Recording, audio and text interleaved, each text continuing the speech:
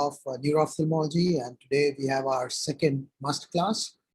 We're extremely honored to have Dr. Prem Subramanian delivering the masterclass today. Dr. Prem joins us from University of Colorado.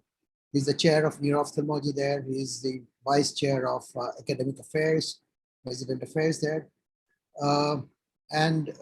He's really a passionate teacher. And I had a good fortune of getting trained under him in 2007. And he has been a good friend and a mentor since then.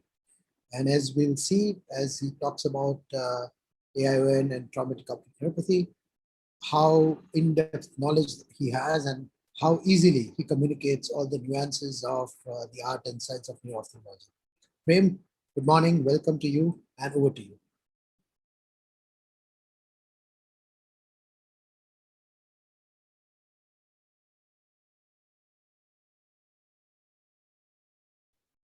Prem, you're muted.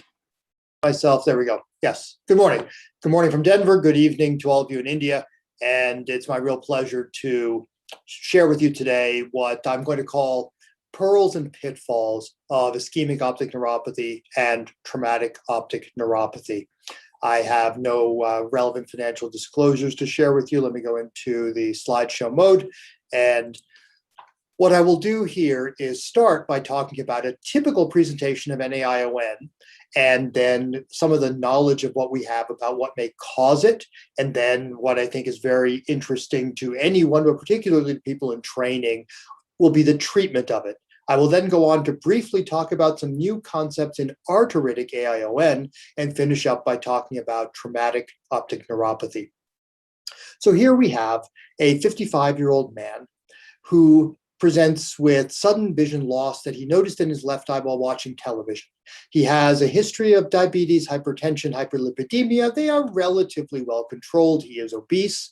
He has a visual acuity that is normal in the right eye, 618 in his left eye, and RAPD in his left eye. And he has a superior altitudinal defect on visual field testing. And when we look in the fellow eye, and again, these are false color images from the OCT. These are not true fundoscopic images, but you can still appreciate that in the right eye, there is a very small crowded optic nerve. And on the left, there is swelling of the optic nerve, 360 degrees, perhaps with some small cotton wool spots here.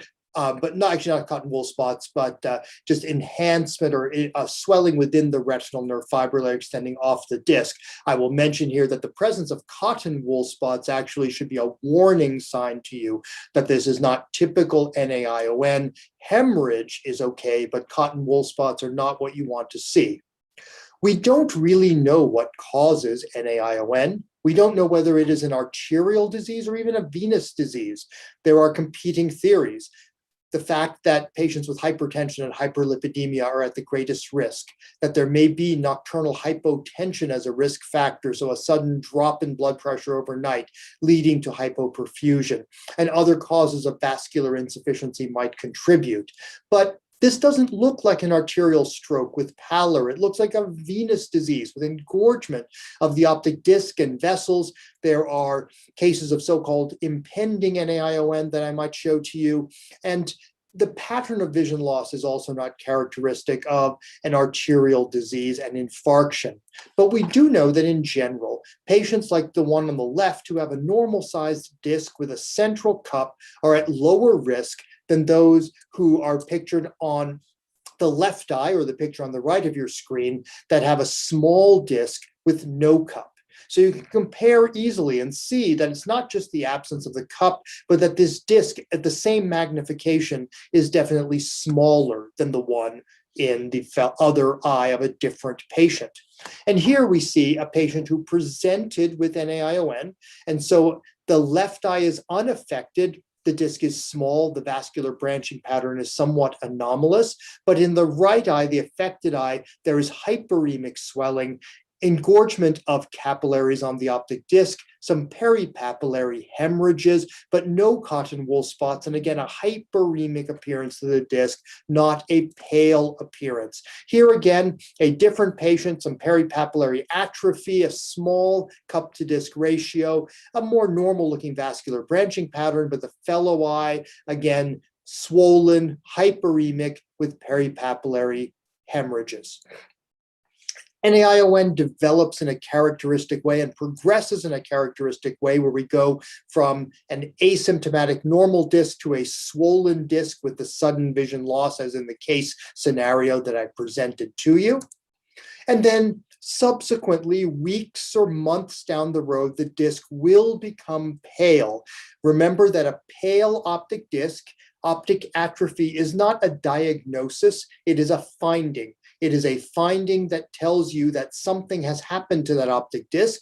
It cannot tell you that the disc was previously swollen, like in the middle here. It just tells you that there is disease. So please keep that in mind as we go through this. If we ever talk about optic disc pallor, it is again a consequence of something else and not a diagnosis.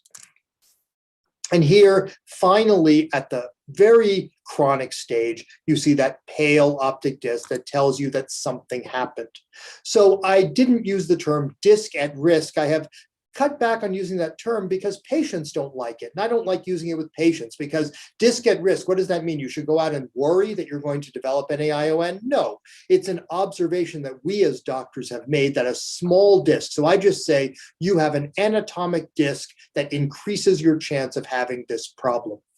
Is it because small discs have fewer axons or more axons? A nice study that was published in IOBS several years ago suggested that there's not a good correlation there, and it's not that there are somehow more axons crowding through a small crowded disc. So we still don't know exactly why it is that patients with this disc configuration are at increased risk. If it is a venous phenomenon, as I mentioned before, it is possible that the small optic canal increases the chances that you will have that venous hypertension at the optic disc. These photos here are an example of a patient who presented with an asymptomatic disc swelling on the right, the small crowded disc on the left. This patient had no visual symptoms, was diagnosed with impending NAION, has leakage at the optic disc, clearly showing that there is some abnormality, but yet has no visual symptoms yet.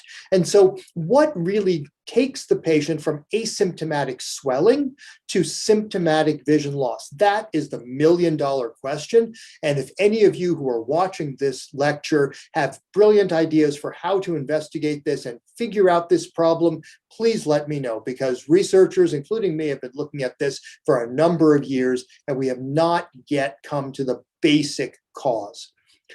NAION natural history is pretty well known. This is not new. What percentage of patients get better? Patients want to know, will my visual field get better? Will my visual acuity improve? And even more importantly, will my fellow eye be involved? And does modifying risk factors help? I mentioned hypertension, hyperlipidemia, diabetes. I'll mention some others as well. That modification of them may reduce subsequent risk. The IONDT, a study done over 20 years ago now, 258 patients with NAION for less than 14 days and visual acuity of worse than 20/64 on an ETDRS chart. Some who declined worse than 20/64 if they had presented within 14 days, but declined to that within 28 days were also allowed in the study. They were randomized to optic nerve sheath fenestration. I didn't mention the concept that this may be a compartment syndrome. You have a small crowded nerve, you have swelling within it. If you did a nerve sheath decompression, maybe you can relieve that compartment syndrome. And that was the theory behind the IONDT. Half the patients got surgery and half the patients got careful follow-up. And what was found in these patients? Their outcome at 6 months was reviewed. And those patients who had nothing done, just follow-up, actually did better in terms of visual recovery. And those patients who got worse were more likely to have had surgery. So in one of the best lines of any study you will ever read. There is a statement in this paper that optic nerve sheath fenestration is not beneficial and may be harmful in patients with NAION. This is the power of doing large prospective studies, and I'll show you more evidence of that as we go along. But it did teach us some other things. It taught us some other things about the subsequent risk to patients, that 15% of fellow eyes become involved in the next 5 years, and that older age may be associated with that. So are there other things that could cause NAION? It's been suggested that vitreous separation, traction, as shown here from the posterior hyaloid up the optic disc, could kink the peripapillary blood vessels, narrow them, and lead to axonal injury and vision loss. And this was published in the journal Ophthalmology as an opinion, not as a data-supported paper. And so is there data behind this? Well, there are people who 15 years ago did surgery to release vitreous traction in 16 patients with NAION and partial PVDs, and 9 of those patients had a visual improvement of more than 3 lines. Remember what I said about big studies. If just 1 fewer patient had had visual improvement, this would have been statistically non-significant relative to natural history. And these are the sorts of vitreous traction that was observed preoperatively in the patients who had surgery. These were, of course, older generation OCTs. Now, because we felt like we see this kind of traction all the time, we looked at 26 consecutive patients with NAION, and 17 of them had no vitreous connection to the disc, and 6 glaucoma patients did. So I think it's still very questionable as to whether this vitreous traction actually causes NAION, and I definitely do not recommend that we pursue surgery in these patients and do vitrectomy and release peripapillary traction as a predictable means of improving their visual function. So surgical therapy, probably not. No ONSF and no vitrectomy. Well, what about medical therapy? Maybe it's lower risk. Maybe it will decrease the swelling as shown here. Maybe it will protect axons, or maybe do both and allow for some recovery of this visual field loss, which is very disabling to patients because then they have trouble reading. Steroids have been tried in a number of ways. I mentioned it's a compartment syndrome. Swelling makes it worse, right? So if you decrease the edema with the use of steroids, maybe you can prevent this cycle from getting worse. You can protect the axons, and early intervention maybe will prevent damage. A study that continues to be cited, and even though it's over a decade old, it's important to review it, because I don't know about in your practices, but patients come in clutching this study in their hand. They go on the internet, they find it, they download and print it, and they bring it to me and they say, "Doctor, why are you not going to treat me with steroids?" As Dr. Hare says, they work. And indeed, over 600 patients were enrolled over 25 years. 312 patients were treated, but this was not randomized. Patients were given the option for treatment. If they had diabetes, they were less likely to be treated. They were started on 80 milligrams prednisone a day for 2 weeks, big dose, and then tapered slowly 40 milligrams per day until the edema resolved, which could be 6 or 8 weeks later, and rapidly tapered thereafter. And initially, if you look at these graphs, if you look at those who had steroids and compare it to those who did not, there seem to be more little circles over in the improved zone in those patients who were treated with steroids compared to those treatments who were not treated with steroids. And maybe there are fewer dots in the worsened side in those who were treated with steroid compared to those who were not. This was all done as retrospective analysis, but notice there's a real clustering of no change, especially in those patients who started out with good visual acuity.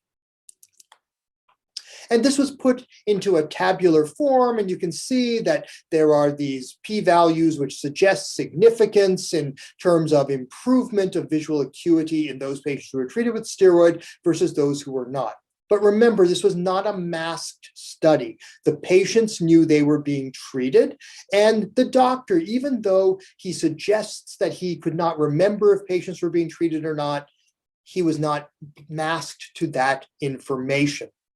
And the results ultimately that patients who started out with worse visual acuity than 20/70 were more likely to improve compared to those who were not treated with steroid was based on a post hoc analysis. And I encourage those of you who haven't looked into the statistical analysis of data in studies to think about what that means. Post hoc analysis means you decide later on, oh, let's look at the data and see if I can find something that's significant.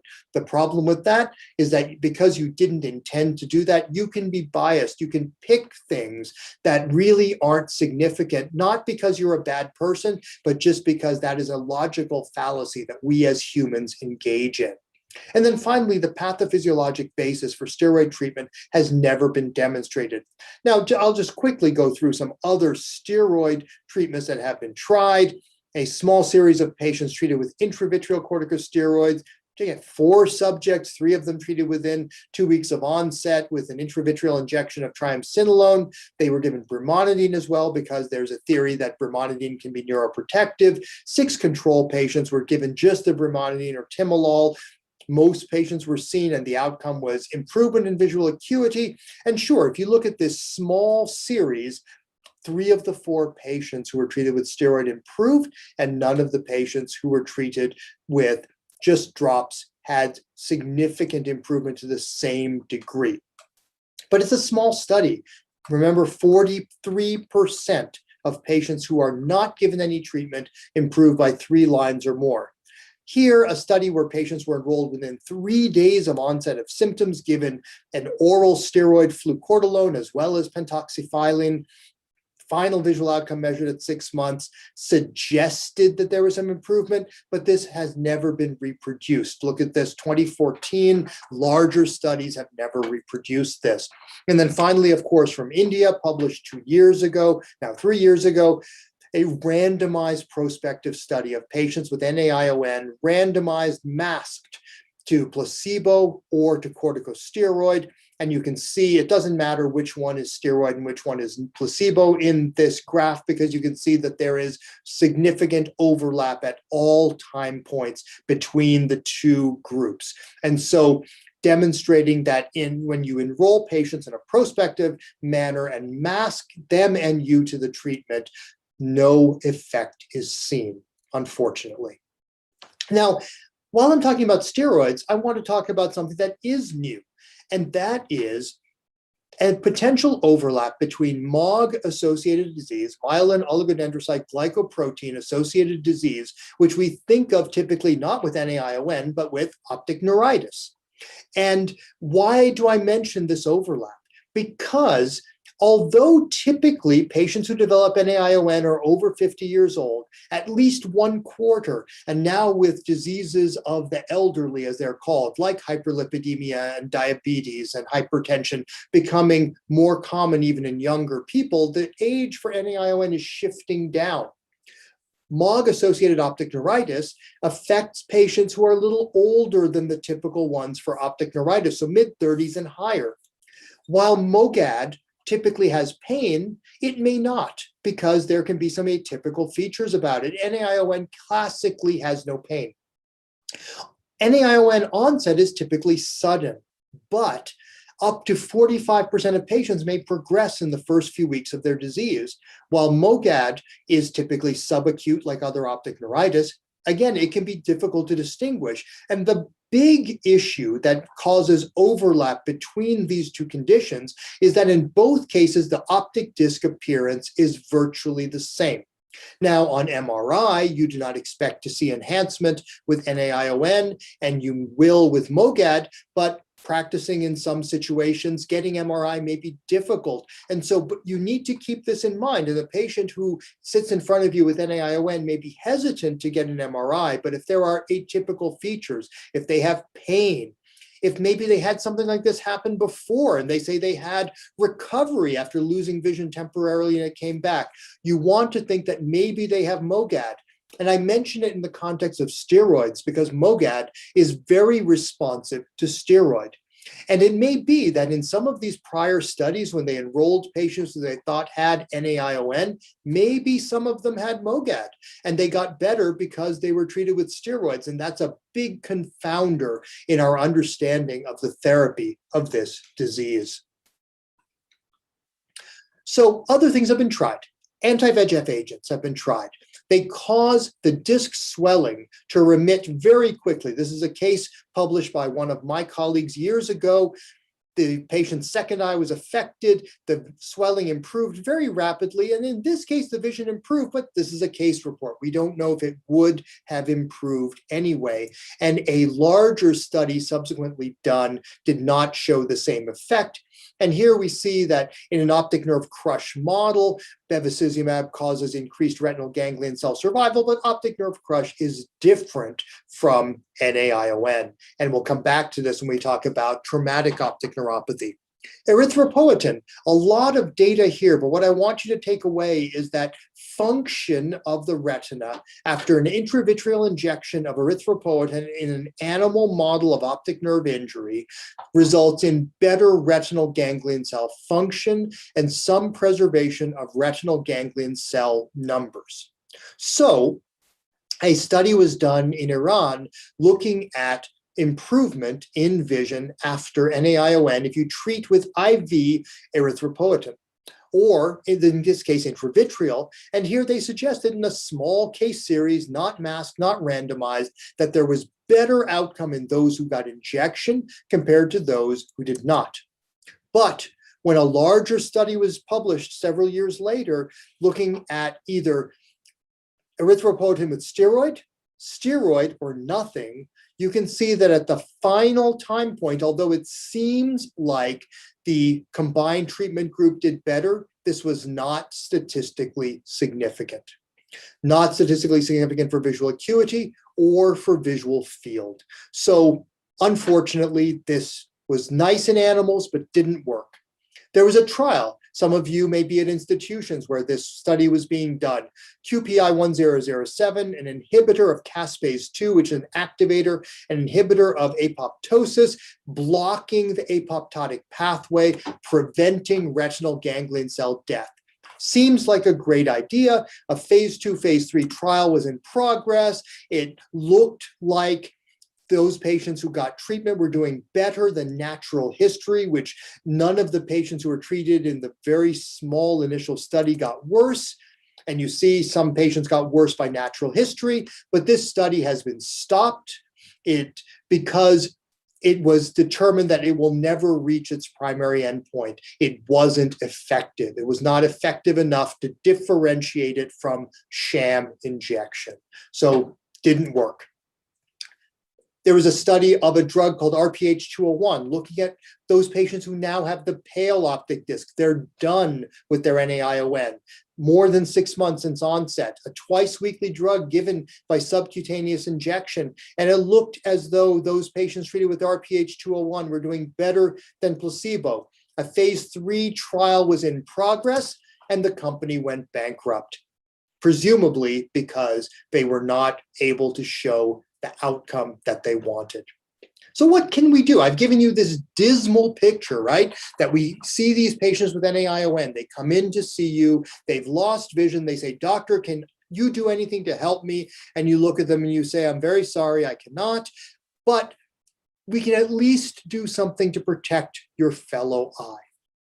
And what are those things? Aside from addressing hypertension, hyperlipidemia, diabetes, having them see their physician and getting those things under control. 2 other things that you may not ask about in a typical ophthalmology visit. I doubt many of you ask about the use of erectile dysfunction drugs in all of your patients, but in NAION you must, and that is because case reports initially suggested a connection, and then a case crossover study was done. The US FDA required Pfizer, the maker of Viagra, to do this study, and it evaluated the risk of NAION within what they called an exposure window, 5 half-lives of the taking of one of these drugs, Viagra, Levitra, Cialis, and then looked at the risk of NAION outside that exposure window within 30 days. And they found over a 2-fold increased risk during the exposure window, and as high as 3-fold increased if you look in certain ways. Now, many of you may not have seen this study because it is not in an ophthalmology journal. It is published in the Journal of Sexual Medicine. So please be aware of this connection. And if your patients are using these drugs, and you may need to get the wife to leave the room and ask the husband, are you using this medication? Because, of course, he may be embarrassed to admit to it, but ask. Sleep apnea is very common and becoming more common. There's a certain correlation with obesity, but also certain body types. And several studies have shown an epidemiologic link. In the first report, 71% of patients with NAION had sleep apnea. And while there may be some confounding crossover with obesity, the fact remains that multiple studies have shown an elevated incidence of sleep apnea. Sleep apnea is bad for your whole body, even if maybe it doesn't directly cause NAION, but non-adherence to use of CPAP for treating sleep apnea has been suggested to increase the risk of fellow eye involvement by 5.5 times. That's pretty significant. And so this is something to emphasize to your patients. They can take online sleep questionnaires to see if they are at risk for sleep apnea and then get tested by their primary physician. So the bottom line is there are things you can do to protect the fellow eye. You need to ask the right questions, and you can protect the patient's vision. Now, I'll briefly mention some new things, as Dr. Rushman had suggested, regarding arteritic ION, the other ischemic optic neuropathy. Now, you don't see much giant cell arteritis in India, but it certainly happens. My mother has GCA, fortunately in remission, and she did not lose vision from it. But here's a typical 84-year-old woman with fatigue, weight loss, profound vision loss in her left eye, to light perception only. She has an RAPD, and of course, her visual field could not be attested. GCA is a granulomatous inflammation of medium to large caliber arteries that destroys the internal elastic lamina, leads to inflammation in the media. It is virtually unheard of below age 50, and there's an almost exponential rise in the prevalence of GCA with decade of life. If you take 100 European-derived women over the age of 85, one of them will have GCA. That's how high the incidence rises as we age. This is a typical pathology. It can be caused, of course, by vasculitis other than GCA, arteritic ION, such as lupus-associated vasculitis, and infiltrative optic neuropathy may mimic it, although the vision loss is usually not quite so sudden and profound. And then we have to think, of course, of postoperative or shock optic neuropathy as the third kind of AION. But I want to briefly mention some newer data regarding the cause of GCA. I mentioned this exponential rise with age. What leads to that? Is it infectious? Is it autoimmune? There's posterior ciliary artery vasculitis. The arrow is pointing to the characteristic giant cell. What is the giant cell reacting to? We have done work that has been published since 2015, and in fact, we have some work just submitted looking at RNA signatures of varicella zoster virus, where some initial studies that we did showed VZV and the giant cells in adjacent histopathologic sections. 75% of GCA sections had VZV, but only 8% of controls. Very significant, nearly 10 times odds ratio. And most sections that were positive for GCA had VZV adjacent to the inflammation and none in the control that was VZV positive. In other words, there was no inflammation adjacent to where the VZV antigen was seen. So keep that in mind, that GCA could be caused by virus and that our treatments may be aimed at that in the future. Finally, remember that the definitive test is temporal artery biopsy, ideally done within 2 weeks of onset of symptoms. I'm not going to get into the issues of unilateral versus bilateral biopsies, less of an issue, I think, for an audience of this type, but get a big biopsy, at least 2 centimeters or more. Color Doppler ultrasound has been used as well to make the diagnosis of giant cell arteritis. I mention this because color Doppler ultrasound is coming into wider use throughout medicine, and some of you may have experience in using color Doppler ultrasound for non-ophthalmic purposes. In Europe, it is now considered the first-line diagnostic element, the first-line diagnostic study. And in a study done in Europe where they looked at 118 patients with clinical GCA, they felt that there was a strong concordance between positive findings on ultrasound and the presence of GCA, and that also if the ultrasound was negative, it was unlikely. Only 1 of 9 ultrasound negative had a temporal artery biopsy that was positive. Still, a study done in the United States with perhaps less trained ultrasonographers suggested that there was a poor correlation between positive biopsy and color Doppler imaging, as well as negative biopsy in the setting of color Doppler imaging. Poor positive predictive value, pretty good negative predictive value. So if ultrasound is normal, you might be confident they don't have GCA, but if the ultrasound is abnormal, that does not mean the patient has GCA. And GCA, you are committing them to long-term therapy with corticosteroids, IV or oral, adjunctive therapy, perhaps with anticoagulation like aspirin.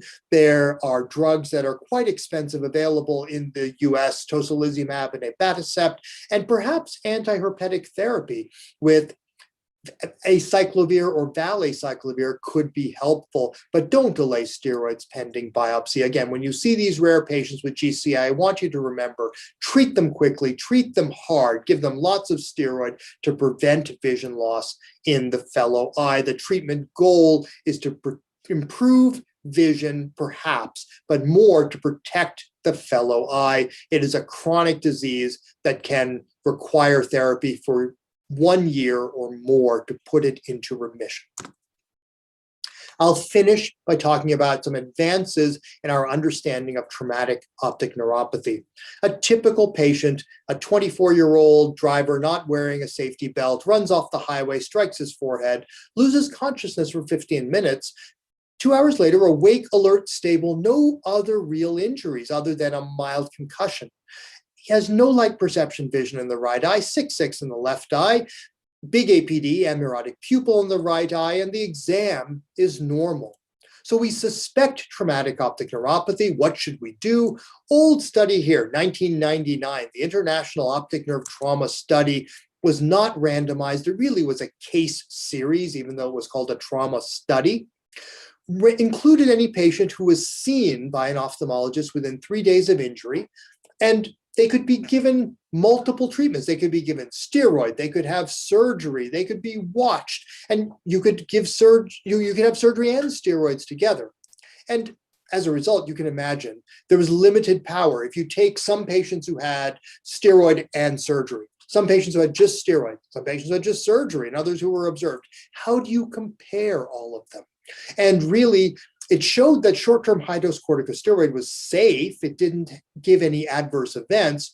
Canal decompression might be useful if there's an identified fragment in the canal, and it encouraged initial or individual clinical decision-making. Well, that doesn't help you much, right? If you read a paper and it says, make a clinical decision based on what you see in front of you. So other studies have been done since then. I'm going to skip over this. This just points out the demographics were very different among those patients who had steroid versus observation. And that leads to a review even published within the last few years that shows that in a review of, is there a treatment for traumatic optic neuropathy? The answer is there's still no reliable evidence. So what can we go upon? Steroids were thought to help because the spinal cord injury studies with megadose steroids, 30 milligrams per kilogram loading dose, and then 5.4 milligrams per kilogram per hour of dexamethasone for 23 hours, demonstrated better outcomes when done within 8 hours. And so maybe head injury will respond the same way. But CRASH, a study of subacute head injury and use of corticosteroids for those patients, showed no benefit and in fact increased their mortality. So we don't do that for head injury patients. And in an animal study, so this is not human study, animal study of optic nerve injury, milligram per day. Well, a Cochrane review. Cochrane reviews look at high quality evidence. So does a Cochrane review support using steroids for patients with traumatic optic neuropathy? 247 studies were identified when they looked in 2007.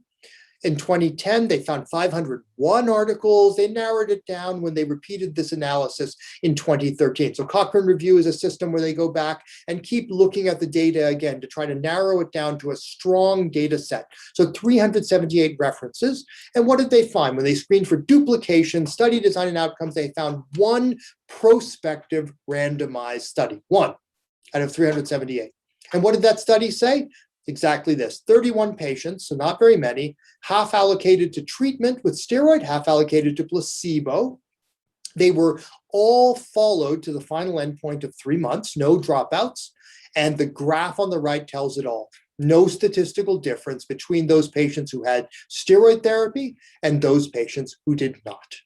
So steroids do not appear to work for traumatic optic neuropathy, and the best evidence is that we should not be using them. I don't use them in my practice. And again, it's like with NAION, right? We did not go into ophthalmology to tell patients, I'm very sorry, sir, there is nothing I can do to help your vision. That's not why I went into this, and that's not why you did either. But sometimes that is the right thing to do. We have to be reasonable with ourselves and be reasonable with our patients and say, this is where medicine is in 2021. We hope for better. We are doing things to get better, but right now, steroid will not help you and may even hurt you. There have been other papers published just last year comparing surgery, canal decompression surgery, and I'll talk more about that, with steroids. And you can see here the demographics. This was not a randomized study, but just a retrospective analysis of patients who were injured. You'll notice that all the patients who got surgery, this was a study from Taiwan, all of them were in two-wheeler accidents, and patients who had different mechanism of injury, lower speed, assault, or sports injuries, they were the ones who potentially were treated with steroids, although some of them got surgery as well. And there were concomitant facial fractures, as I will discuss in just a moment. And this is, again, more of a lesson for you in how to interpret the literature, because I know it can be confusing. So you look at this study and you see, oh my gosh, there are patients here who got steroid and they were no light perception and none of them improved. But now those who got surgery, 4 of them improved because only 2 remained no light perception after surgery. And you see similar things when you look at the other vision. And the authors present a graph which showed that the odds of improvement were greater if you had surgery compared to steroid. But please remember, these are small groups of patients. And drawing that kind of conclusion is fraught with danger. This was published in a plastic surgery journal, not even in an ophthalmology journal. And I think there's a reason for that. A randomized study was done looking at patients who presented to a very well-qualified group of investigators with traumatic optic neuropathy. They had trauma. So this is a good prospective study, trauma 3 weeks prior. They were at least 5 years of age so they could get a good visual assessment. They could not have brain injury. And they were randomized to one of 3 treatments: intravenous erythropoietin, intravenous steroid, or observation. And 100 eyes were included in the final analysis, so quite a number. And what did we find? We found, or what did they find? I didn't find this. They found that initially it seemed that those patients who treated with steroids seemed better at 1 week. But those patients who were given observation by 1 month and certainly by last follow-up had caught up with those patients who were treated with erythropoietin. And ultimately, there was no significant difference in terms of the percentage of patients who improved who were treated compared to those who got observation. We come back again to bevacizumab. I mentioned to you before the idea that animal models have, in an optic nerve crush model, which may be more like traumatic optic neuropathy, shows survival that's better, but ultimately, the use of bevacizumab in our patients with traumatic optic neuropathy has not been proven. But what about surgery? Has there been a Cochrane review of surgery? There has. They've looked to see what was the evidence supporting surgery for traumatic optic neuropathy, and this is what they found. This is the number of randomized controlled trials of surgical decompression for traumatic optic neuropathy that's been done. 0. So what is out there? What do we know? There are 2 kinds of surgeries that have been suggested for patients with traumatic optic neuropathy. Optic nerve sheath fenestration for intra-sheath hemorrhage. So this is a patient with enlargement of the optic nerve. You can see on CT some hyperintensity showing blood. This is very difficult to make a diagnosis, and you must have an experienced neuroradiologist and then, of course, an experienced ophthalmologist to drain that hemorrhage. So very, very rare. And then optic canal decompression, where there's evidence of ongoing vision loss, perhaps as an indication. So you have canal fracture, displacement of a canal fragment as shown here, and perhaps going in and doing surgery as shown here in this paper, where this is an endoscopic approach, typically going in through sphenoid sinus, unroofing the optic canal, or actually not really unroofing, but taking away the medial wall of the optic canal with a high-speed drill. You see the optic nerve here, and then opening the covering of the optic nerve to provide more space.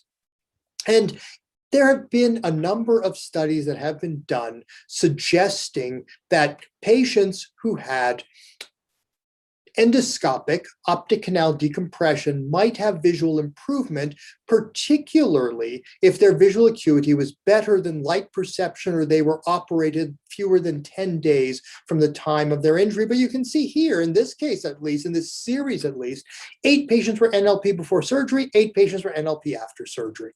So there's a lot of variability in the results that have been reported out there. It doesn't matter whether there is a discernible fracture in the optic canal. Here, a series of 895 patients who had canal fracture out of a total of 1,275 eyes in 8 years who had optic canal decompression surgery that was done if the vision was worse than 20/100 and no improvement after they had received steroids or nerve growth factor or some other treatments. This was studied. And what they found was that if you had a canal fracture with impingement, without impingement, fracture without a displacement of the bone, or no canal fracture, there really did not seem to be a marked difference in the visual outcome, except those patients who had no fracture started out with better vision and maybe didn't improve as much.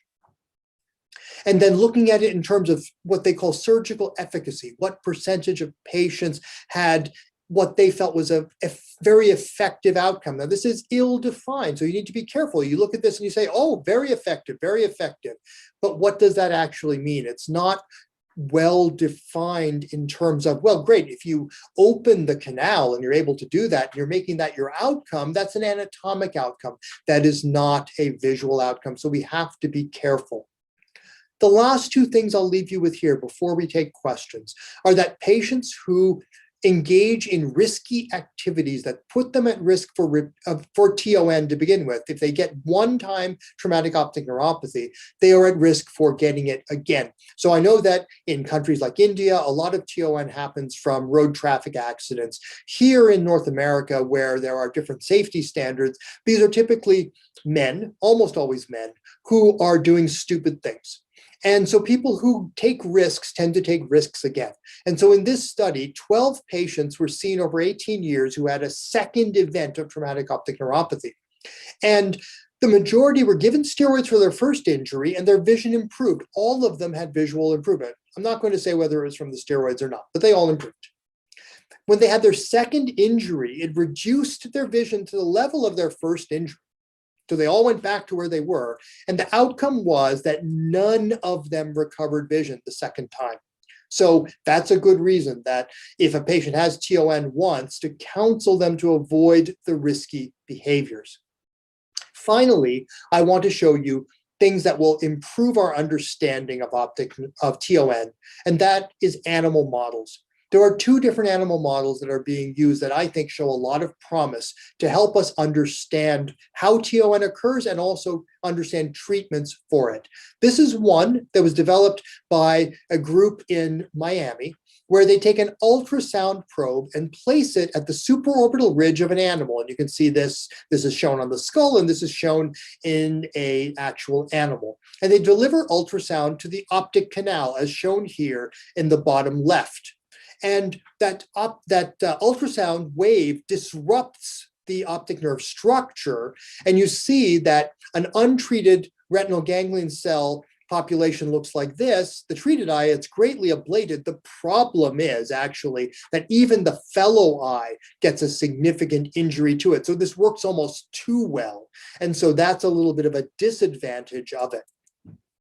There's a different model that has been developed where instead of delivering ultrasound to the optic canal, an impact is delivered by a controlled hammer, a pneumatic hammer that delivers a blow to the supraorbital ridge, because we know that this is how it really happens in patients. They strike their head against the dashboard, as in that first case that I showed you, or they get assaulted and they get a blow to the forehead. So I think this may be a more promising model for teaching us how TON occurs, but also what treatments may help. And this is just some graphs shown by the authors of that study, showing that the control animals had preservation of function as well as retinal ganglion cell numbers, while those who were given an impact with 2 or 3 units of force had a significant loss in the affected or the treated eye, but not in the fellow eye. And then finally, there has been mathematical modeling that has been done. So these are not actual injuries to patients, but rather injuries that are modeled on the computer, where you strike the head straight on at an angle, at the side, from behind, and you can see what kind of force is delivered to a modeled optic nerve and optic chiasm. And you can see that, again, even if you get hit in the back of the head, there is delayed force that is transmitted to the bilateral optic nerves, whereas if you are struck at 45-degree angle, you get injury just to the optic nerve on the side that is struck. So showing things that we would expect, but again, modeling that helps us to understand what happens in a human, whether you're hit discretely or with a bigger object such as a soccer ball that can cause traumatic optic neuropathy, and just shows the impact zone on the skull and how the bone dissipates that energy that is transferred from the projectile over the seconds that follow the impact. So this is what's new in traumatic optic neuropathy. It's not at the level of treating patients in the clinic. I don't think that. I think needs some more study in the laboratory and on the computer to figure out what the right treatments will be. So in conclusion, for both of these diseases, I don't feel like we have the best treatments yet. There are ongoing studies. There is new information about how ischemic optic neuropathy as well as traumatic optic neuropathy may occur that will lead us to better treatments in the future to help to protect our patients from injury of their fellow eye, but also to recover vision in the affected eye. And I thank you very much for your attention. Thank you so much, Prem, for that very detailed review of both the diseases, and you covered almost the entire ground. Dr. Rolika and Dr. Christie are our fellows who have joined us, and they'll be telling us if there are any questions from the other platform. Rolika, do we have questions? Christie, do we have any questions from YouTube or Facebook? Yes, Rolika. Hello, sir. Hi. So there are a few questions that we would like to take, sir. Sure. Yeah. So, sir, if we suspect TON in a patient with recent trauma, how do we explain the natural history to the patient? Sure, that's a very good question.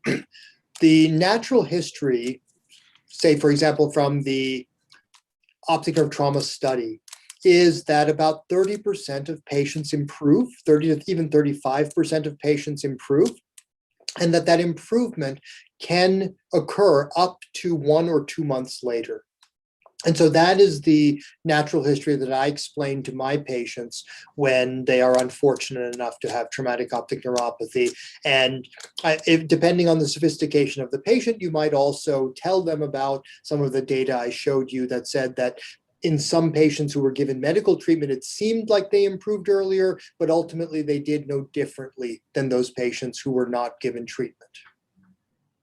Right, so. So there's another question that, is there any way to differentiate between optic nerve contusion and complete avulsion of optic nerve on first presentation? So optic nerve avulsion, usually when we look at the fundus, there is some disruption. So there's going to be disruption of the blood supply. So you may see a CRAO picture in addition to some sort of injury to the optic nerve. You may even see that the optic nerve has withdrawn slightly into the optic canal because of the avulsion, and you may see what appears almost a pit or a crater at the normal optic nerve head. You may see hemorrhage in the peripapillary area because of disruption of the vasculature because of that optic nerve avulsion.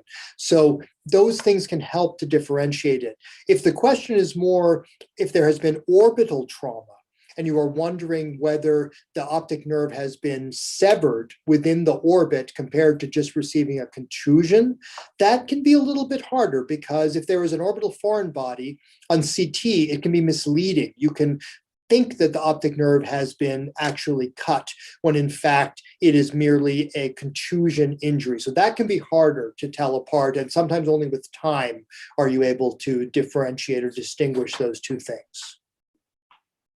Right, so that was actually a very helpful one. Could you please explain the role of anti-VEGFs in NAION? Sure. So I didn't have time to go into some of the larger prospective studies that were done. There was a nice prospective study done in Toronto, Canada, where they randomized patients to injection with anti-VEGF therapy, I believe it was ranibizumab, and they compared it to patients who were untreated. And what they found was that 40% of the patients who got the injection had visual improvement. That, of course, is exactly the same as patients' natural history. So it was not better than natural history. There is no question that an intravitreal injection of anti-VEGF agents leads to very quick resolution of optic disc swelling. That has been demonstrated many, many times. But the problem is that it doesn't make our patients' vision better. So there is something about it that making the swelling go away more quickly is not what is helpful to our patients. There's something else we need to be doing so that they will recover vision. So I will say that at this point, there is no role for anti-VEGF in those patients. And there are rare case reports actually of patients getting anti-VEGF for their macular degeneration and then developing NAION within a few days. So I don't advocate for the use of anti-VEGF therapy in patients with NAION. Right, so basically it always stays controversial whether to use it or not. Yeah, I think there's no question that it makes the swelling get better faster. And I think it probably is safe. I think it's unlikely that you're going to cause something bad to happen if you do the anti-VEGF injection. The problem in my mind is just that I have not seen data that it actually makes the patient's final outcome better. Right, so thank you for your input on that. So what are the features suggesting the disc at risk for NAION? The features for disc at risk? Yes, sir. So the main one is a small disc. So I think most of the people listening have learned that you can indirectly measure the size of the optic disc by looking at how many vein diameters you could put across the optic nerve, right? The vein is about 150 microns in diameter. And if you can put 10 veins, just visualize 10 veins going across the disc, that's a normal size disc, 1.5 millimeters. If you have a disc that you could only put 6 or 8 of those veins across the disc, that is a small disc. So that's one of the features of a disc at risk. The second is the lack of a cup. That crowding is a risk factor. The third, which I didn't mention because I think it is evolving, and is the role of optic disc drusen. That disc drusen themselves, even though disc drusen may damage axons and maybe decompress the disc a little bit, we are finding, and there are studies now, a prospective study that is planned, but also retrospective studies that suggest that the presence of optic disc drusen, and remember there's overlap, disc drusen occur in what kind of discs? They occur in those small crowded optic discs, right? So there is some overlap between what we call disc at risk and those discs that are likely to develop drusen. So that I think is something also to keep in mind when you see a disc that you may think is disc at risk, to think that that patient might have buried drusen as well. Okay, so what is the role of how precise do you think is Gestenbaum index in diagnosing any of the NAION or TON? Yeah, I can't say that I have found it to be particularly useful. It's not something that I use on a regular basis. So I can't really comment on how useful it is or how much it helps you to discriminate or make a diagnosis. Okay, so what is the role of RNF velocity in TON? Like, would you recommend it, and how does it comment on axonal loss? What do you think it is? Great question. And I think it speaks more broadly to what's the role of RNF LOCT in any acute optic neuropathy. Because acutely, when this patient presents to you, the RNFL is almost certainly going to be normal in TON, right? In NAION or optic neuritis, there may be swelling, but in TON, it should be normal because there has not been enough time for the axons to be lost. What might be useful is actually looking at the GCC or the GCIPL complex, because there is evidence from other diseases that loss of that structure comes earlier than loss of the RNFL. And this is at the research level right now, but there may be biomarkers in the ganglion cell complex, even acutely, that you could measure that tell you that this ganglion cell is going to die and a different ganglion cell is not going to die. And so that could help you prognostically, maybe in counseling the patient, if you were able to predict from the GCL what the final visual outcome is going to be. But I don't feel that acutely the RNFL measurement is very helpful in knowing what is going to happen in the patient. It's useful to follow them, but I don't feel like it tells us much in the acute setting. Okay, so there's an interesting question about traumatic optic neuropathy. That would you recommend doing an optic nerve decompression for a TON? There are definitely patients where I have recommended that. The ones where I do recommend that are the patients where it is very clear that their vision, they present with some level of vision, maybe 660, and then they are declining. And it's very clear that they are getting worse, their RAPD is getting worse, and that to me could suggest that there is ongoing swelling within the optic canal, and they may be someone who could benefit from a canal decompression. So yes, I think there is a role for optic canal decompression, but I don't do it in everyone. Right. So the one last question that we have, it's like more of like a general question that many of the ophthalmologists have in mind, is that like for NAION and TON, is there a role of vitamins and nutritional supplements to be given? Sure. So mega doses of vitamins, no, I would say not. We know that the role of vitamin D in inflammation has been elucidated a lot in the past several years. And many, many people, especially now with being inside, not even before COVID, right, with sitting in front of the computer all day and not engaging in as much activity outside, many people are vitamin D deficient, even in a sunny country like India.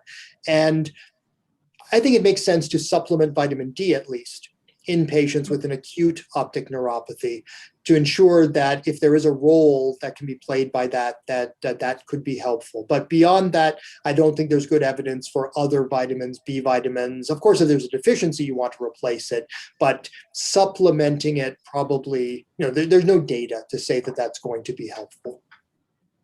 Right. So thank you so much, sir, for taking all our questions and addressing all of them. And thank you so much for imparting us with such knowledge on such an important topic. So. You're very welcome. My pleasure and honor to be here with all of you today. And I wish you all a good evening. Thank Thank you. you